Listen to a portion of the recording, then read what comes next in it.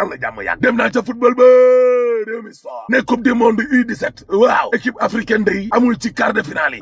maar de Italie Brésil day génnee na Maroc tribune soor ne Afrique day demul demi-finale ca jamono jooje record yéene kaay nee na Pape Matar Sarr daal dinay pare de Premier League ba Arsenal ak Tottenham ca Emirates Stadium la de waaw réew mi soor ne Ibrahima Mbaye day entraîneur am Luis Enrique entraîneur u Paris daal dina koy tagg de ci prestation bii mu def ci équipe nationale xale bi football rek lay def kaar direct news ne judo sénégalais bi day ñàkk nañ kilifa di Enkiling Gabon terminé sor ne ay waay arène bi waay ñàkk na Pa Gora photographe emblématique daal dina wuyu ci boromam waay Pa Gora waay Gora Ndiaye mooy turam dëgg danañ ko jébbal boromam tey jilee ca Bambey championnat Sénégal bi day record